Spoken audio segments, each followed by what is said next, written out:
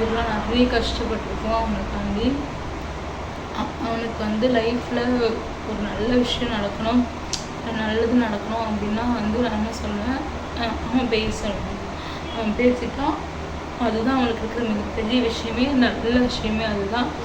அதுக்காக மட்டும்தான் இவ்வளோ போராட்டம், அதுக்காக மட்டும்தான் நம்ம இவ்வளோ கஷ்டப்பட்டுருக்கோம். நிறைய கஷ்டத்துலேயும் எனக்கு நிறைய கஷ்டங்கள் இருக்குது. நிறைய கஷ்டத்துலேயும் எப்பயுமே நினைக்கிற விஷயம், என் பையனுக்கு நான் பார்த்துக்கணும், என் பையனை நான் பார்த்துக்கணும், அவனுக்கு மிகப்பெரிய பொறுப்பு இருக்குது, அவனை பேச வைக்கணும். அதுதான் எப்பயுமே தாட்டாக நினைப்பேன்.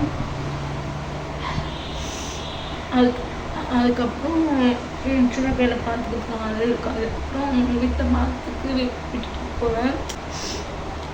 அவன் கண்டிப்பாக பேசிடுவான் அப்படின்றது நான் முழுசாக நம்பக்கூடியது. அந்த கடவுள் தான் இப்பயும் தோணிருக்கோம் அப்படின்றது நான் எல்லாருக்கும் சொல்கிற மாதிரி எனக்குமே நானுமே அதுதான் நினச்சிப்பேன். எப்பயுமே கடவுள் இருக்காரு, கடவுள் கைவிட மாட்டார் அப்படிங்கிறது தான். ஆப்ரேஷன் நல்லபடியாக முடிஞ்சிருச்சு. இனிமேல் ஒரு 1.5 வருஷம் ட்ரெயினுக்கு கரெக்டாக கூட்டிகிட்டு போயிடணும் அப்படிங்கிறது தான் இப்போது நான் மனசில் வச்சுக்கிட்டு இருக்குது. அவனை கண்டிப்பாக பேச வச்சுட்டு இந்த வீடியோவில் அவனை பேச வைக்கணும் அப்படிங்கிறது நான் வைராக்கியமாக இருக்கேன். அது கண்டிப்பாக ஒரு நாள் நடக்கும். தட்ஸ் இட் மக்களே, இதுதான் உங்கள்கிட்ட சொல்ல வந்தேன்.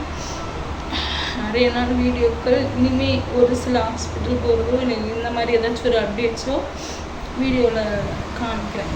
ஓகே, பாய்.